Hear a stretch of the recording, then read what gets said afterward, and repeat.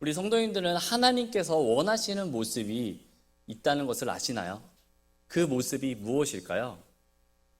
그것은 바로 우리의 믿음 있는 모습이라고 할 수 있습니다.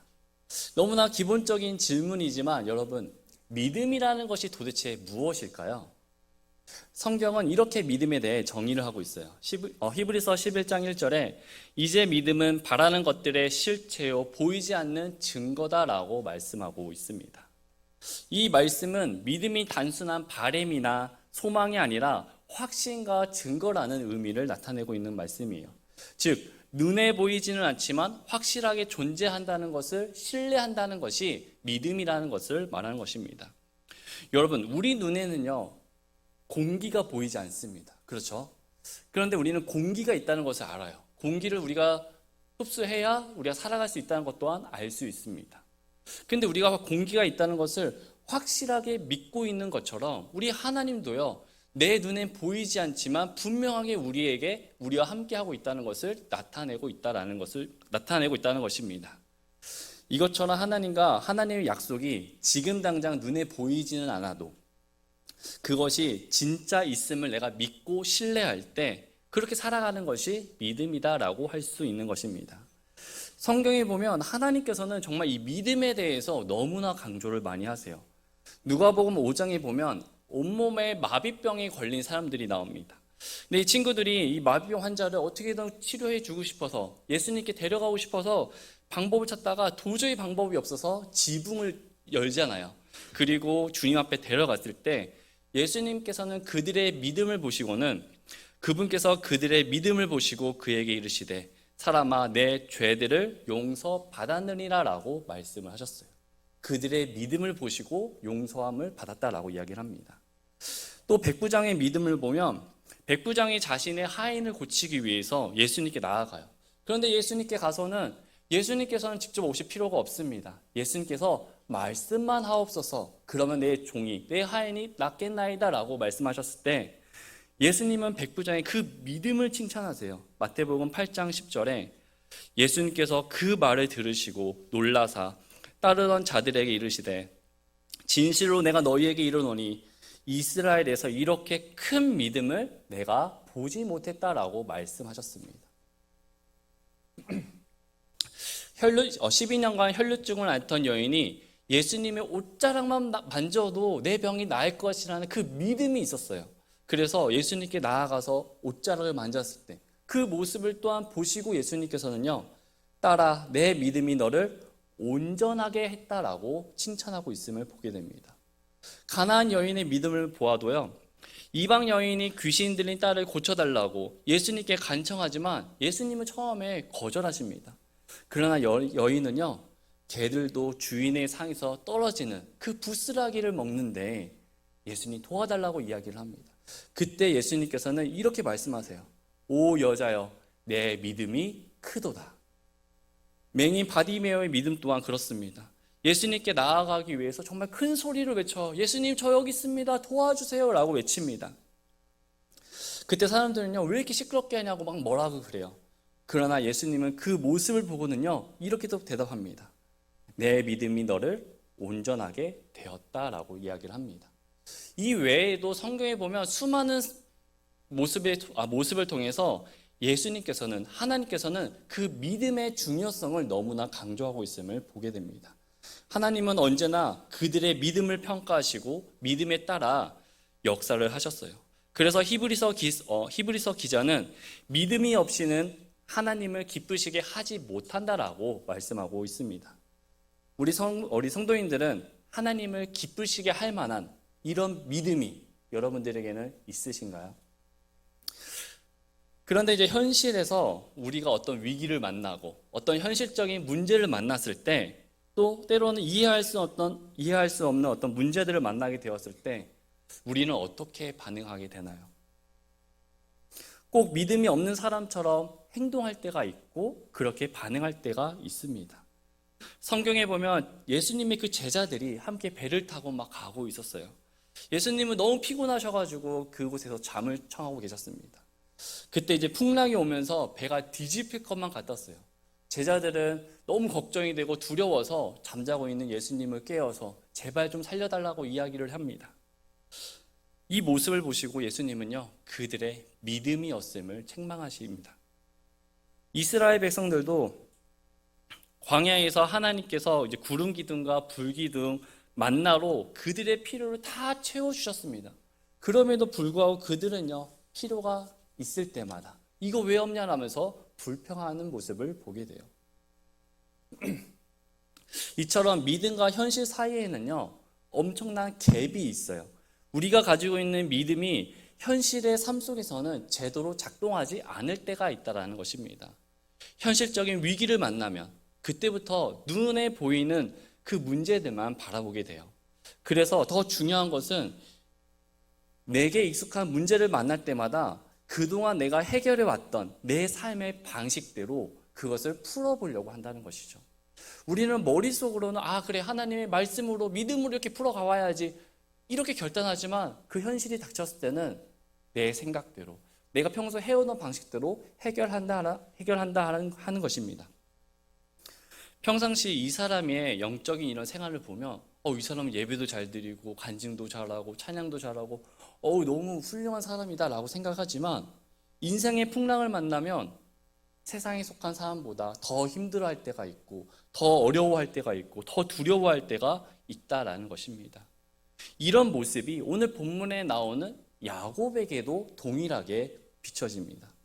믿음 있는 모습으로 살아가지만 현실의 문제 앞에서는 믿음이 없는 사람처럼 행동하는 모습을 보게 돼요. 저는 오늘 믿음과 현실 사이에서라는 제목으로 함께 말씀을 나눠보길 원합니다. 첫 번째로 믿음과 현실 사이에서 하나님의 보호하심이 있다는 사실을 기억해야 됩니다.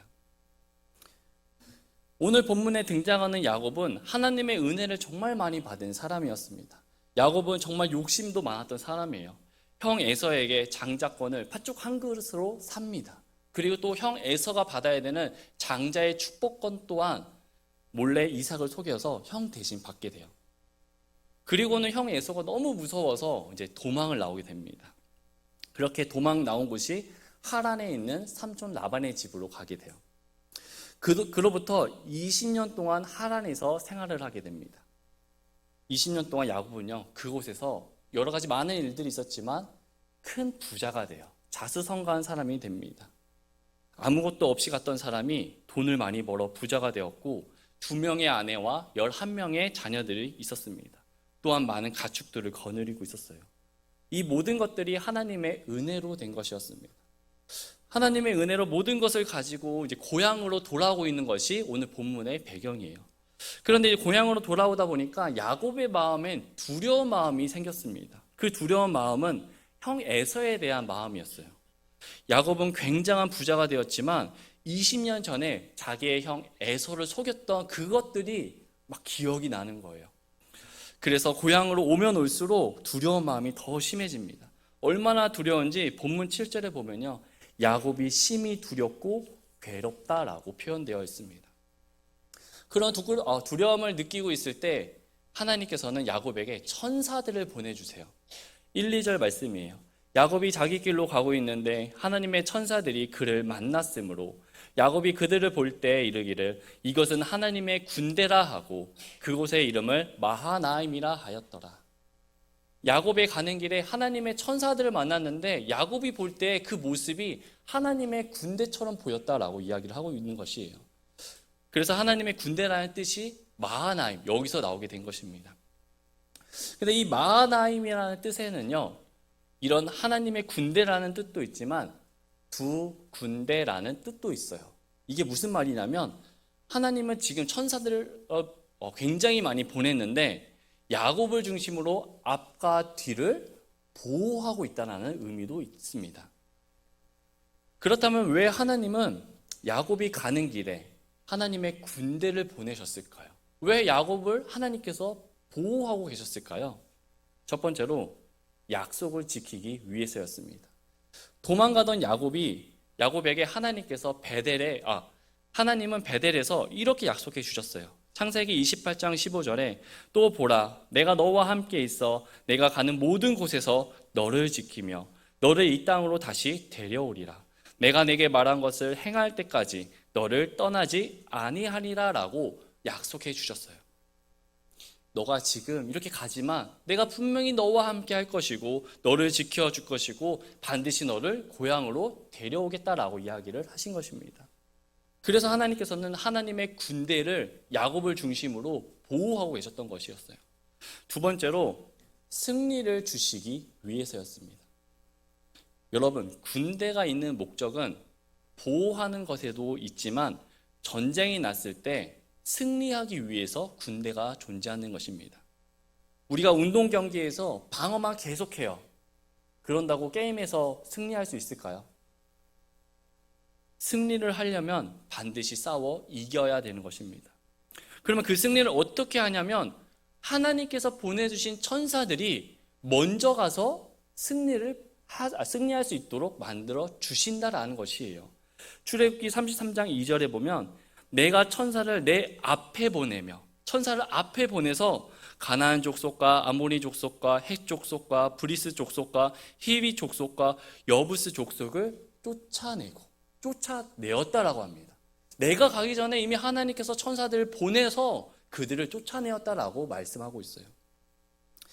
내 마음이 가장 두려울 때, 내 마음이 가장 무서울 때 야곱은 하나님의 약속의 말씀을 통해서 승리를 할 수 있게끔 하나님께서 붙잡아 주셨다라는 것입니다. 여러분, 이때 야곱의 마음은 어떠했을까요? 아, 하나님께서 여전히 나와 함께 하시는구나. 아, 하나님께서 나를 버리지 않으셨구나. 하나님께서 나를 외면하지 않으셨구나 하는 이런 생각들을 하지 않았을까요? 그런데 나의 인생 가운데 형 에서라는 큰 어려움을 만나게 되는 거예요. 해결할 수 없는 장애물이 나타납니다. 우리 사랑하는 청소년 청년 여러분, 우리가 부모님과 함께 있으면 어때요? 두렵나요? 두렵지 않죠. 무엇이든 해볼 수 있습니다. 부모님과 함께 있으면 안정감을 느끼게 돼요. 아이는 부모님과 그 안정된 관계 속에서 세상을 탐험할 용기를 얻는다고 해요. 심리적으로 보면은 낯선 환경이나 위협 속에서도 부모님과 함께 있으면 그 두려움이요 줄어든다고 합니다. 그 이유는 부모님이 제공하는 정서적인 안정감이 있기 때문에 의지가 된다고 해요. 저도 이렇게 오늘 이렇게 나와서 말씀을 전하고 있지만 우리 또 목사님이 지금 안 계시잖아요. 목사님이 계실 때요 사실 좀 부담이 돼요. 부담이 되지만 그래도 계실 때 제가 하는 것과 안 계실 때 제가 하는 것은요 너무나 달라요.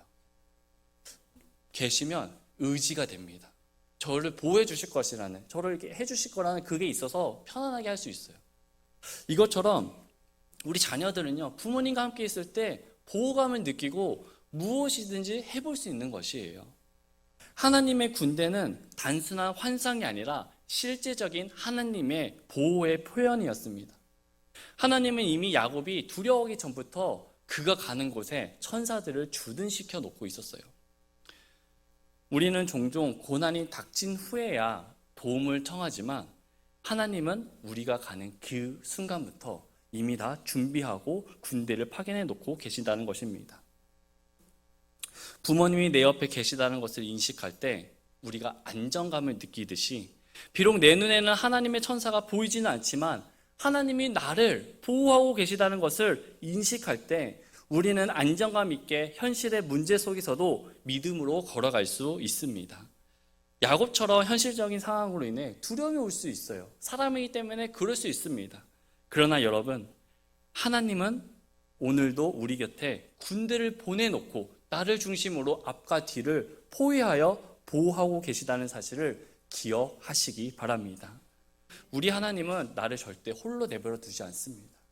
하나님의 보호가 내 눈에 보이지 않을 뿐 나와 함께 있다는 사실을 믿으시기 바랍니다. 두 번째로 믿음과 현실 사이에서 내 생각에는 한계가 있음을 인정해야 합니다.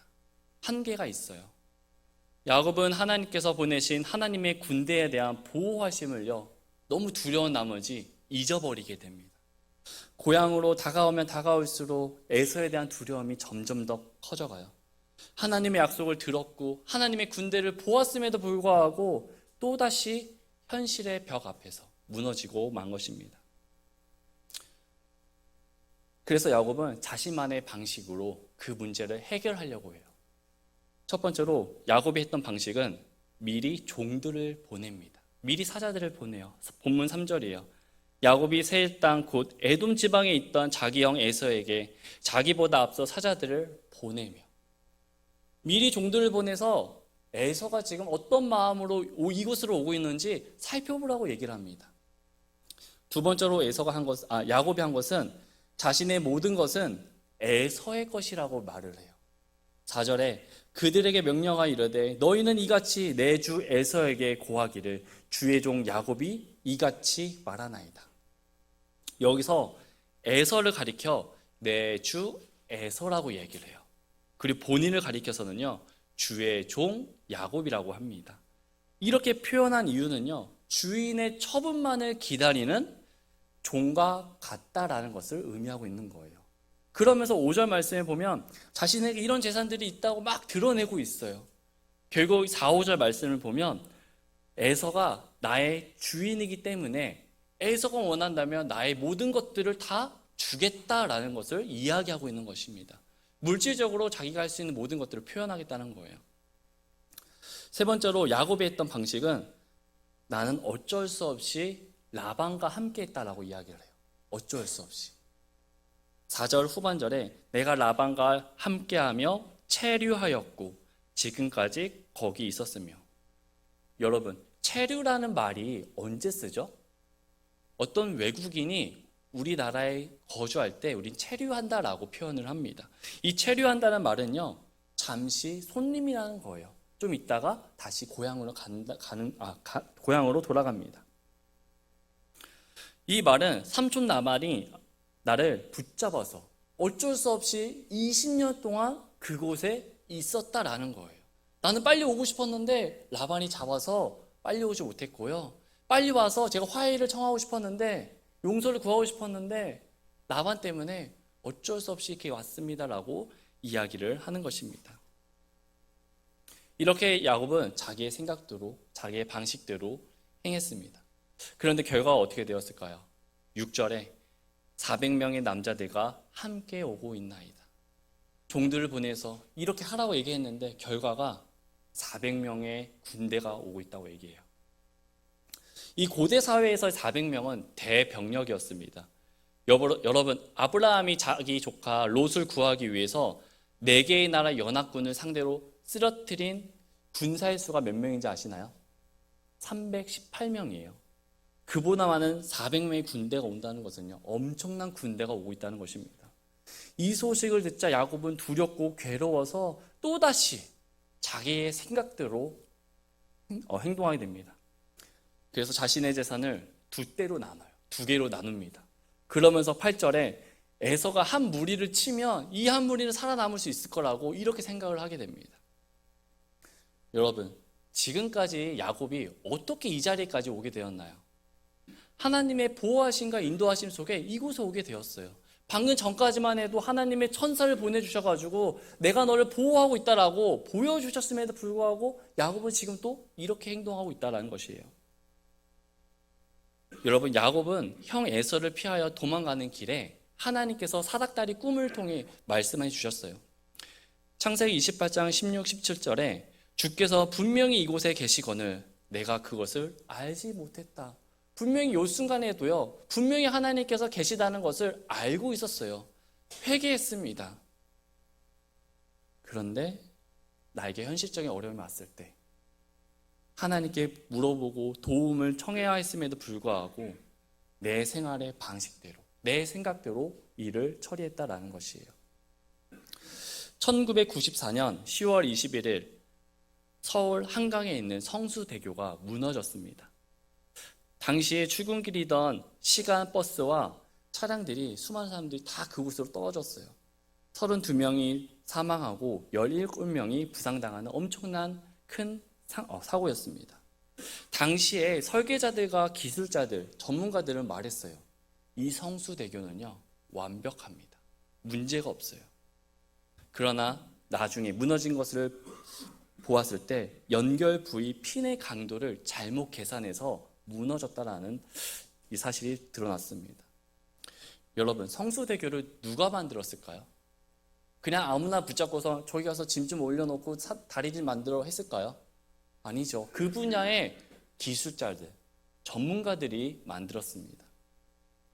전문가라는 말은요, 그 분야에 대해서 정말 많은 노력과 경험, 지식을 갖고 있는 사람을 가리켜 이야기를 해요. 이런 전문가들이 자신의 판단과 경험을 믿고 성수대교를 만들었지만 그 생각에는 분명한 한계가 있음을 보게 됩니다. 사랑하는 우리 여러분, 내가 목표한 것을 이루기 위해서 우리는 정말 많은 노력들을 해요. 또 정말 내게 주어진 일에 최선을 다합니다. 우리는 어떻게 해야 내가 원하는 것을 얻을 수 있을지 우리는 이미 너무나 잘 알고 있어요. 그래서 우리는 계획을 세우고 목표를 세우고 잠도 아껴가며 정말 열심히 노력해서 그것을 얻으려고 합니다. 저는 이런 부분들이 잘못됐다고 이야기하지 않아요. 그 계획 안에, 내가 생각하고 나아가는 그 방향 안에 하나님이 계십니까? 하나님께 물어보고 움직이고 계십니까? 믿음과 현실 사이에서 분명히 믿음으로 선택하고 나아가야 하는 부분이 있음에도 불구하고 그 순간이 오면 지금은 괜찮아, 좀 지나면 돼, 지금만 잘 피하면 나중에 내가 열심히 할게, 이렇게 생각하고 넘어갈 때가 있지는 않았었나요? 여러분, 우리가 아무리 철저하게 준비하고 노력하고 뭔가 만든다 할지라도요, 우리 사람의 한계는 명확합니다. 한계가 있어요. 실수가 있습니다. 야곱도 그랬어요. 형 에서가 400명을 이끌고 온다는 그 소식을 듣자마자 정말 야곱이 할 수 있는 자신의 모든 것들을 준비해서 했습니다. 그의 준비가 완전해 보였지만 그가 마주한 현실 앞에 다 무너져 버렸어요. 오늘 우리는 이 야곱의 모습을 통해 사람의 생각에는 한계가 있음을 우리가 인정하기를 바랍니다. 우리가 통제할 수 있다고 생각하는 그 순간, 내가 이렇게 할 수 있다고 하는 그 순간에 우리의 믿음이 무너지는 것입니다. 우리가 통제할 수 있다고 생각하는 그 순간 내가 하나님을 의지하는 것이 멀어지는 것이에요. 이런 마음을 가지는 것이 아니라 우리는 인정해야 돼요. 내 생각, 내 계획, 내가 가진 모든 것들은 한계가 있다. 그렇기 때문에 이럴수록 더 주님을 찬양하고 더 의지하겠다라는 우리의 믿음과 고백이 있어야 될 줄 믿습니다. 마지막 세 번째로, 믿음과 세상에서 우리는 기도의 모습이 필요해요. 야곱은 자신이 할 수 있는 모든 것들을 해보고 더 이상 방법이 없을 때 그가 할 수 있는 유일한 방법, 드디어 하나님께 기도를 해요. 야곱은 하나님께 세 가지의 기도를 구하게 돼요. 첫 번째로 약속의 말씀을 붙잡고 기도합니다. 9절에 또 야곱이 이르되 오 내 조상 아브라함의 하나님, 내 아브라함 이삭의 하나님, 곧 내 고향 내 친족에게 돌아가라. 내가 너를 선하게 대하리라 하고 내게 말씀하신 주여. 하나님께서 아브라함에게 하셨던 그 말씀을, 하나님께서 이삭에게 하셨던 그 말씀을 기억하게 해주시고 나에게 은혜를 베풀어 달라고 이야기하는 것입니다. 우리 사랑하는 성도 여러분, 하나님과 약속의 말씀이 있으십니까? 올 한 해의 약속의 말씀은 무엇이나요? 여러분들은 하나님 앞에서 기도하실 때 어떻게 기도하고 계십니까? 히스기야가 죽을병에 걸리고 나라가 멸망할 위기에 처해 있었습니다. 그때 히스기야는 하나님 앞에 이렇게 기도해요. 열왕기하 20장 3절에 오 주여 간청하오니 내가 진실함과 완전한 마음으로 주 앞에서 걸었으며 또 주의 눈앞에서 선한 것을 행하였음을 이제 기억하소서. 히스기야가 무엇으로 기도합니까? 그냥 단순히 하나님 도와주세요라고 기도했습니까? 아니죠. 히스기야는요, 내가 진실함과 완전한 마음으로 주님을 섬긴 것을 기억해달라고 이야기합니다. 그것을 기억해주고 나를 도와달라고 이야기하는 것이에요. 이에 하나님께서는 열왕기하 20장 5절에 주 내 곧 조상 다윗의 하나님이 이같이 말하노라. 내가 내 기도를 들었고 내 눈물을 보았다라고 말씀하고 있습니다. 이것이 약속의 말씀인 거예요. 하나님의 말씀을 붙잡고 하나님께서 이렇게 해주신다고 약속해 주셨잖아요. 주님 이렇게 해주세요. 제가 주님을 위해 섬기고 헌신하고 이런 모습들 기억해 달라면서 하나님께 구해야 하는 것입니다. 그래서 우리가 공부할 때나 내가 어떤 원하는 것을 이루고 싶을 때, 나의 바람을 이루고 싶을 때 하나님의 약속이 필요한 거예요. 저에게도 약속이 있습니다. 그 말씀이 뭐냐면 여호수아 1장 3절의 말씀이에요. 하나님께서 여호수아에게, 두려워 떨고 있는 여호수아에게 이 말씀을 주셨어요. 여호수아에게 발바닥으로 밟는 모든 것을 너에게 주시겠다라는 약속을 주셨습니다. 저는 그 말씀이 저의 한 해의 말씀이고 저 평생의 말씀이에요. 제가 누구를 만나든지, 제가 무엇을 하든지, 제가 하는 모든 것을 통해서 하나님께서 이렇게 약속해 주신다는 그 믿음이 있습니다. 그래서 그 믿음으로 가다 보면 지금은 보이지 않아도 하나님께서 언젠가 귀한 열매로 보답해 주실 것이라는 그 믿음이 저에게 있어요. 여러분, 우리에게도 이런 약속의 말씀이 필요한 것입니다.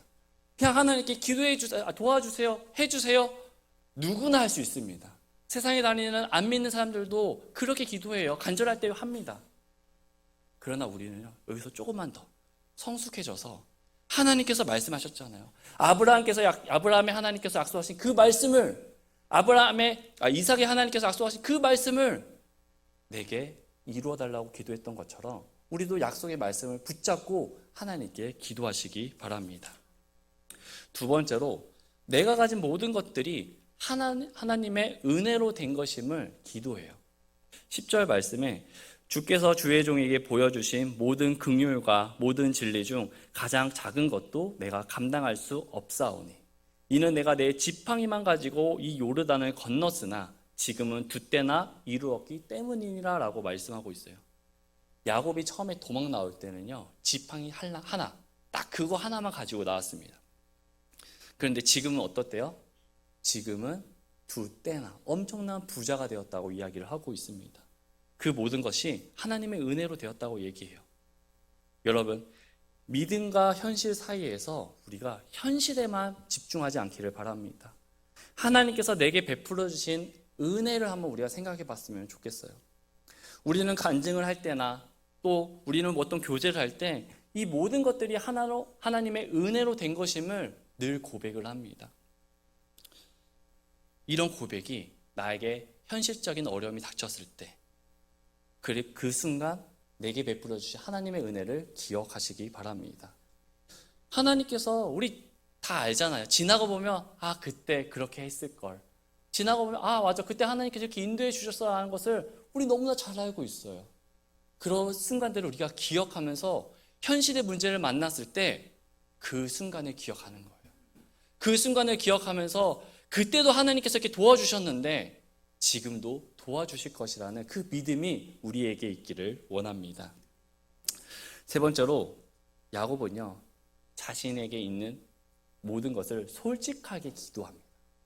11절 말씀에 원하건대 내 형의 손에서 곧 에서의 손에서 나를 구출하옵소서. 그가 와서 나와 또 아이들과 함께 있는 어머니를 칠까 염려함으로 내가 그를 두려워하나이다. 야곱이 솔직하게 얘기해요. 무섭습니다. 두렵습니다. 그때 하나님께서 이렇게 말씀하십니다. 12절에 주께서 이르시되 내가 반드시 내게 선을 베풀고 내 씨가 바다의 모래 곧 너무 많아 셀 수 없는 모래같이 되게 하리라 라고 말씀해 주셨습니다. 여러분, 12절 말씀에 하나님께서는요, 내가 반드시 이렇게 해주시겠다라고 응답해 주셨습니다. 사랑하는 성도 여러분, 현실적으로 두려움 없어지지 않아요. 없기를 바라지만 그 순간이 되면 두렵습니다. 저도 두려워요. 저도 시아가 갑자기 그런 소식을 들었을 때 되게 두려운 마음이 먼저 들었습니다. 어쩔 수 없는 거예요. 들 수밖에 없습니다. 근데 그 두려움을 이길 수 있는 방법이 무엇이냐면 하나님의 말씀인 거예요. 하나님의 기도인 것입니다. 우리는 예배 시간마다 말씀을 통해서 위로를 받고 용기를 얻습니다. 그리고 하나님께 간절히 기도함으로 우리는 마음의 평안을 얻어요. 그런데 여러분, 문제가 무엇이죠? 현실을 들여다보면 내게 닥친 현실이 아무것도 좀 변한 게 없는 게 문제예요. 내가 하나님께 예배드리고 하나님께 기도하고 내가 할 수 있는 모든 것들 다 했는데 여전히 변하지 않는 내 현실, 이게 너무 걱정이 되는 것입니다. 그러니까 문제가 너무나 더 커져 보이는 것이에요. 그러면 우리는 야곱처럼 이렇게 행동할 수밖에 없다라는 거예요. 눈에 보이지 않는 하나님을 의지하기보다는 당장에 눈에 보이는 내가 할 수 있는 모든 것들을 하려고 한다라는 것입니다. 여러분, 하박국 대언자는 하나님께서 어찌하여 악만 지켜보고 있냐라고 하나님께 얘기를 해요. 하나님께서는 의인이 잘 돼야 되는데, 하박국 대언자는 의인이 잘 되어야 되는데 왜 악인이 잘 되는 것입니까? 그게 이해가 안 돼가지고 하나님께 막 따집니다. 그때 하나님께서 뭐라고 얘기하십니까? 의인은 믿음으로 말미암아 산다라고 말씀하셨습니다. 하나님은 하박국 대언자에게 이렇게 말씀하신 거예요. 지금은 너가 이해하지 못해도 하나님을 믿는 사람은 믿음으로 사는 거야. 지금은 어려워도 믿음을 가지고 기다려봐. 반드시 살 거야 라고 이야기하시는 것입니다. 여러분, 우리가 하나님의 말씀이 이해되기 때문에 순종하는 것입니까? 말씀이 이해가 되기 때문에 순종하는 것이 아니라 내가 하나님을 신뢰하기 때문에 말씀 앞에 순종하는 것이에요. 여러분, 아브라함이 이삭을 바칠 때 말씀이 이해가 돼가지고 내가 납득이 되어서 하나님께 바쳤겠습니까? 언약궤를 맨 제사장이 이해가 됐기 때문에 언약궤를 맨 상태로 요단강에 들어갔겠습니까? 여리고성이 무너졌을 때 여호수아 사람들이 이해가 돼가지고 성을 돌고 마지막에 함성을 질렀겠습니까? 믿음은 우리가 이해되지 않을 때가 너무나 많이 있어요. 우리가 이해가 되기 때문에 순종하는 것이 아니라 하나님을 믿기 때문에 순종하는 것입니다. 여러분, 하나님은 언제나 이런 우리의 믿음을 보세요. 그리고 그 믿음으로 그 사람에 대해서 평가를 하십니다. 여러분이 어떤 풍랑을 만났을 때도 여러분이 만난 그 풍랑을 먼저 보시는 것이 아니에요. 그 풍랑을 통해서 우리가 반응하는 그 믿음을 먼저 보신다라는 것입니다. 여러분, 누가 하나님의 사람입니까? 누가 하나님을 기쁘시게 하는 사람입니까? 바로 믿음 있는 사람이 하나님을 기쁘시게 할 수 있는 것입니다. 믿음과 현실 사이에서 우리가 현실을 택하는 것이 아니라 그럼에도 불구하고 하나님 앞에 믿음으로 선택하며 믿음으로 바라보고 믿음으로 기다리는 우리가 되길 바랍니다. 기도하고 마치겠습니다.